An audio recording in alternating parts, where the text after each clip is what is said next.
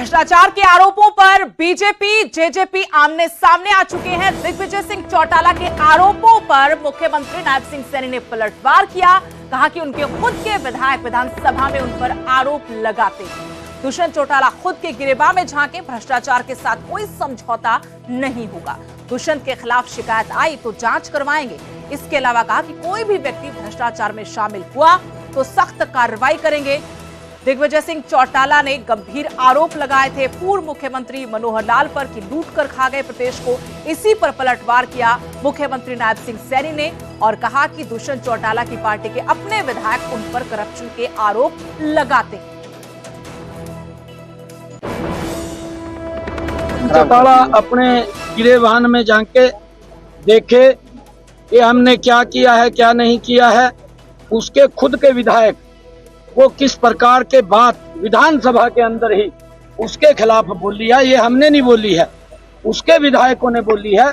उसको समझना चाहिए कि मेरे विधायक जो मेरे सिंबल के ऊपर वो चुन करके आए और वही मेरे विधायक मेरे ऊपर भ्रष्टाचार को लेकर के उन्होंने उसके ऊपर भला बुरा कहा है।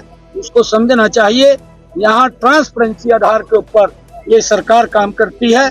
ये चाहे मनोहर लाल जी की सरकार है आज, चाहे मैं इसके अंदर मुखिया के तौर के ऊपर देख रहा हूं, भ्रष्टाचार से किसी प्रकार का समझौता नहीं है।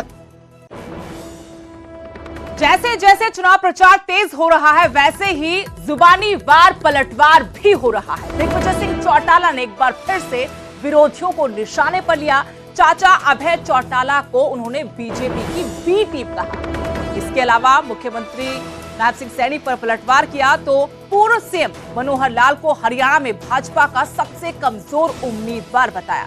कहा कि हुड्डा खट्टर की सांठगांठ ना हुई तो पूर्व मुख्यमंत्री मनोहर लाल हार जाएंगे। नायब सैनी को लेकर भी उन्होंने एक बार फिर से निशाना साधा और भिवानी से धर्मवीर को उन्होंने नकारा कहा तो श्रुति को राजनीतिक पर्यटक की संज्ञा दी। राव बहादुर को उन्होंने भिवानी महेंद्रगढ़ से सबसे मजबूत उम्मीदवार बताया। कहा कि बीजेपी सरकार जाने वाली है। किसी को सिरफिरा कहना, किसी को इस तरह की बात कहना गलत है। हरियाणा का प्रत्येक जन हमारे परिवार का सदस्य है और अपने ही परिवार के लोगों को सिरफिरा कह देना, पागल कह देना, ये मनोहर लाल जी की गलत मानसिकता को दर्शाता है। मैं ये मानता हूं कि हरियाणा में 10 सीटों पर भारतीय जनता पार्टी का अगर सबसे कमजोर दावेदार है तो वो मनोहर लाल है। बेशर्ते भूपेंद्र हुड्डा और मनोहर लाल के बीच की जो सांठगांठ है उसके हिसाब से चुनाव नहीं लड़ा गया तो कांग्रेस और विपक्ष अच्छा मजबूत कैंडिडेट अगर उतारेगा तो मैं ये मानता हूं मनोहर लाल की हार निश्चित है। नायब सैनी की करनाल की सीट पर हार निश्चित है। अभय सिंह का खुद का ही तय नहीं अभी तक। अभय सिंह जी, मुझे तो यहाँ तक लगता है कि अभय सिंह और मनोहर लाल खट्टर की बहुत गहरी सांठगांठ इस चुनाव में हो गई है और अभय सिंह चौटाला मनोहर लाल खट्टर के इशारे पर ही काम करेंगे। वो जो भी कैंडिडेट उतारेंगे, वो जहां भी विपक्ष को नुकसान करने का प्रयास करेंगे, वो मनोहर लाल खट्टर के इशारे पर करेंगे। कुरुक्षेत्र लोकसभा सीट से इंडिया गठबंधन के उम्मीदवार डॉक्टर सुशील गुप्ता ने नवीन जिंदल पर निशान साधते हुए कहा कि कुरुक्षेत्र को अपना परिवार बताने वाले नवीन जिंदल ने एक बुजुर्ग व्यक्ति से माइक लेकर सवाल किया कि आप 10 साल तक कहां थे। तो इस सवाल पर नवीन जिंदल भड़क गए और जवाब देने की बजाय उस व्यक्ति के हाथों से माइक वापस छीन लिया। सुशील गुप्ता ने कहा कि परिवार के बड़े बुजुर्गों को यह पूछने का अधिकार बनता है कि अपने आप को परिवार का सदस्य बताने वाला आखिरकार 10 साल से कहां था। इस वीडियो में नवीन जिंदल साहब से एक बुजुर्ग माइक छीन के पूछ रहे हैं कि बाकी सब तो ठीक है, आप 10 साल का। जिंदल साहब को इस पे गुस्सा आ रहा है। जिंदल साहब, मैं ये पूछ रहा हूं, अगर आप ये कहते हो कुरुक्षेत्र मेरा घर है और घर के बुजुर्ग, घर के माँ बाप ये पूछते हैं तो 10 साल कहाँ थे, तो गुस्सा किस बात का? आप बता दो कुरुक्षेत्र का बेटा होने के नाते कि आप 10 साल कहाँ थे? क्यों कोरोना में यहाँ पे नहीं आए? क्यों बाढ़ के समय पे यहाँ नहीं आए? क्यों किसी की खुशी और गमी के अंदर यहाँ पे नहीं आए? गुरुग्राम लोकसभा सीट से जेजेपी ने राहुल यादव फाजिलपुरिया को चुनाव मैदान में उतारा है। उन्होंने अपना चुनाव प्रचार तेज कर दिया है। फाजिलपुरिया नू में बड़कली चौक पर पहुंचे। यहां जेजेपी जिला कार्यालय में उन्होंने कार्यकर्ताओं के साथ बैठक की। इस दौरान उन्होंने कहा कि इस बार इस 70 साल से काबिज बुजुर्ग को सत्ता से हटाकर दम लेना है ताकि नू का विकास किया जा सके। आगे उन्होंने कहा कि राव इंद्रजीत सिंह जिस तरीके से 20 साल जनता उनका साथ दे रही है, अब वो बताएं कि उन्होंने नू की जनता के लिए क्या किया है।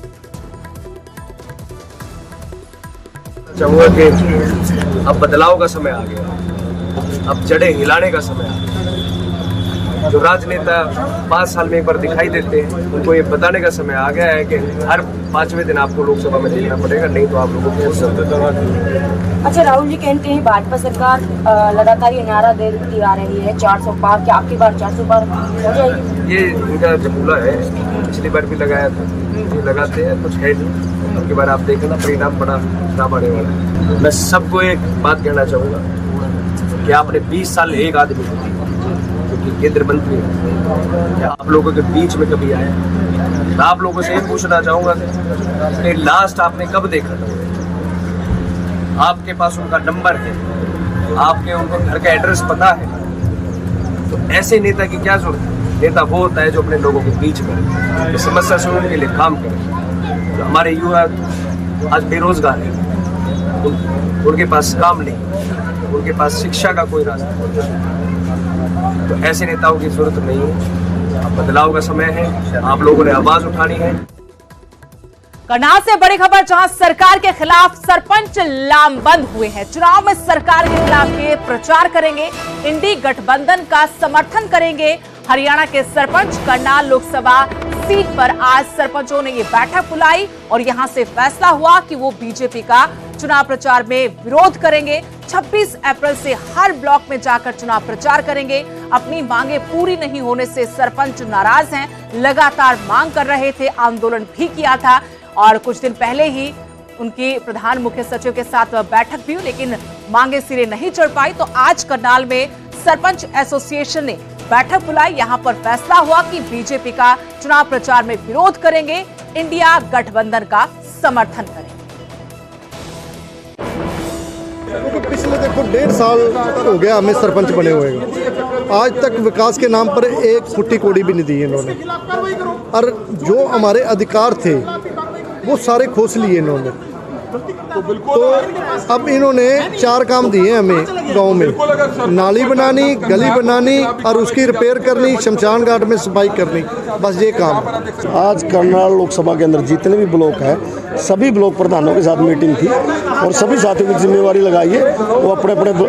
अब हम 26 तारीख से करनाल के अंदर 9 ब्लॉक हैं, 26, 23 और 28 हर दिन 3 ब्लॉकों की मीटिंग करेंगे और अपने सरपंच साथियों की जिम्मेवारी लगाएंगे कि अपने हर गांव में जाएं और लोगों को इनकी गलत नीतियों के बारे में अवगत कराएं। तो और क्या क्या फैसले लिया, किन्हें समर्थन दिया जाएगा? इंडिया गठबंधन का हम लोग साथ देंगे और करनाल लोकसभा पर हमारी खास निगाहें होगी। हम सबसे ज़्यादा मेहनत करनाल लोकसभा के अंदर करेंगे और पूर्व मुख्यमंत्री मनोहर लाल खट्टर जिसने हरियाणा की पंचायतों को अपमान किया था, तो उनको सबक सिखाने का काम हरियाणा की पंचायतें करेंगे।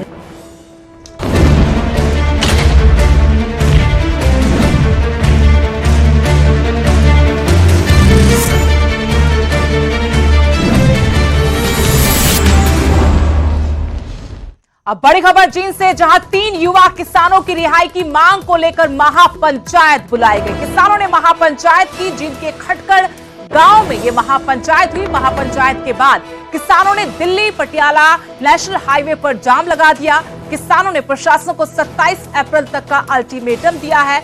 जाम कुछ देर बाद खोल दिया गया, लेकिन प्रशासन को 27 तारीख तक का अल्टीमेटम दिया है कि इन तीनों युवा किसानों को रिहा किया जाए। किसान आंदोलन के दौरान हरियाणा पुलिस ने इन 3 किसानों को गिरफ्तार किया था।